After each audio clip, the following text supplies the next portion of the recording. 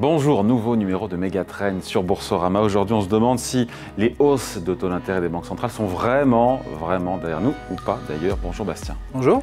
Bon, la BCE a resserré, on le sait, en septembre, donc de 25 points de base ses taux, tout en laissant entendre a priori qu'elle pourrait s'arrêter désormais, même si c'est pas sûr à 100%. Et puis on a la Fed hier donc, qui a fait une pause. Le bilan, après on va rentrer dans le détail, quel bilan au global on peut faire de cette rentrée des banques centrales qui était attendue? Alors on a une BCE qui fait une hausse de taux accommodante et la Fed qui fait une pause au quiche. Un peu offensive. Ah oui, c'est drôle ça. C'est marrant ça. Mais toutes les deux, finalement, sont à un stade du cycle où on envisage la fin. Toutes les deux ont à peu près obtenu ce qu'elles voulaient. La Fed est en train d'avoir un ralentissement de l'inflation et un ralentissement du marché du travail. La BCE est en train de toucher la dynamique d'inflation via la distribution de crédits bancaires, qui a assez largement affecté. Ouais. Donc les deux banques centrales ont eu à peu près ce qu'elles voulaient. Elles peuvent envisager la fin du cycle de hausse de taux. La petite particularité par rapport à un cycle classique, c'est que ces deux banques centrales, la Fed et la BCE, ne peuvent pas le dire encore, parce qu'elles ont en tête l'épisode des années 70, quand il y avait eu l'inflation qui avait très fortement augmenté en 73-74, puis décéléré, et était repartie à la fin de la décennie des années 70, et elles ont ce scénario un peu catastrophe en tête, et c'est pour ça qu'elles ont un peu de mal à dire que c'est la fin du cycle de hausse de taux, même si elles ont vraiment cette idée en tête que le cycle est terminé. Juste justement sur le cycle et sur l'activité, est-ce qu'on mesure bien les effets des deux côtés de l'Atlantique de ce resserrement qui est brutal? Alors en absolu, on est à entre 4 et 5,5, mais c'est qu'on part de zéro, voilà, on part de zéro, donc la hausse est violente. Est-ce qu'on mesure bien, est-ce qu'on ressent pleinement, encore une fois, cette... l'impact économique, ou est-ce que c'est encore en train de monter en puissance? Alors, de toute façon, c'est en train de monter en puissance, parce qu'une hausse de taux... Elle va ça a commencé aux États-Unis il y a 1 an et demi. En mars 2022, et il y a un an, la BCE en juillet 2022. Aux États-Unis, ouais. Et en fait, une hausse de taux, ça a un effet sur l'économie 12 à 18 mois après. Donc là, les effets vont continuer à être de plus en plus forts sur l'économie.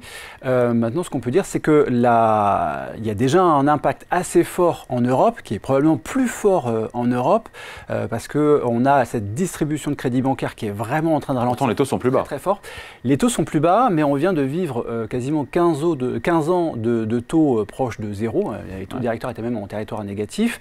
Et c'est vraiment cette variation, le fait de passer quasiment de zéro, aujourd'hui un taux de dépôt à 4%, qui produit des effets très importants. Donc là, on voit bien pour l'Europe des effets très forts sur l'activité, déjà maintenant. Aux États-Unis, les effets sont quand même plus difficiles à mesurer, parce qu'il y a l'assouplissement monétaire qui avait été mis en place en 2020-2021, qui a été très très fort, qui produit aussi encore ses effets.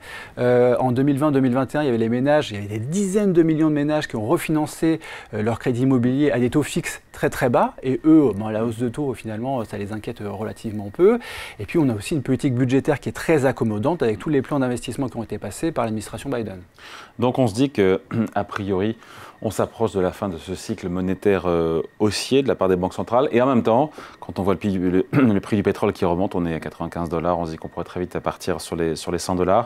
Ça pourrait demander d'autres hausses de taux, peut-être qui seront nécessaires si l'inflation devait repartir du fait de l'énergie. Alors c'est effectivement un scénario de risque, le fait que les prix de l'essence puissent remonter encore un petit peu plus que ce qu'on a pu voir récemment. On peut aussi penser aux prix alimentaires, et notamment l'effet du choc climatique de El Niño. On a aujourd'hui par exemple les prix du jus d'orange, de l'huile d'olive ou même du riz qui sont très très élevés sur les marchés de gros, et qui peuvent aussi peut-être réalimenter un peu d'inflation. Mais je dirais que ça c'est plutôt un scénario de risque pour le moment. Et on ne fait pas encore de scénario du prix du baril à 120 ou à 130 $ pour le moment. Donc, parce que le juge de paix pour les banques centrales, c'est l'inflation. Elle a largement décéléré, divisé par 3 aux États-Unis, divisé par 2 en Europe. Mais il reste du chemin à parcourir. Et c'est là où elles doivent rester excessivement vigilantes, même si la fin du cycle haussier des taux est en approche. Oui, donc les banques centrales regardent souvent l'inflation sous-jacente, c'est-à-dire l'inflation hors énergie et alimentation. Pour les États-Unis, on est maintenant sur 4,3%, donc on est encore bien au-dessus de 2%. Et 5,3% en zone euro, donc on est encore largement au-dessus des 2% aussi. C'est pour ça on rappelle que l'objectif, c'est 2%. C'est un objectif d'inflation de 2% pour la Fed et pour la BCE. Et c'est pour ça qu'avec des inflations sous-jacentes encore largement au-dessus de la cible, qu'elles vont garder des taux élevés, les taux à peu près au niveau actuel, pendant une période de temps prolongée. Alors, on peut penser encore au moins jusqu'au premier semestre 2024, au moins. Ok, donc a priori, jusqu'au mi-2024, on garde un plateau en termes de taux de part et d'autre de l'Atlantique.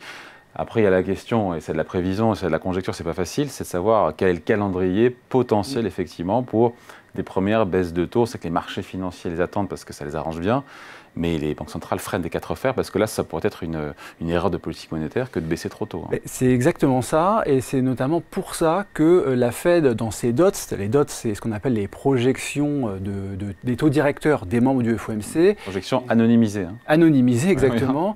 Elles ont un petit peu été remontées pour 2024 et pour 2025. Il y avait des baisses de taux directeurs qui étaient attendues pour 2024 et 2025. Ils ont dit que ces baisses de taux seraient vraisemblablement plus faibles que ce qu'on pouvait passer auparavant, parce que la croissance a été un petit peu meilleure que prévu aux États-Unis. Ouais.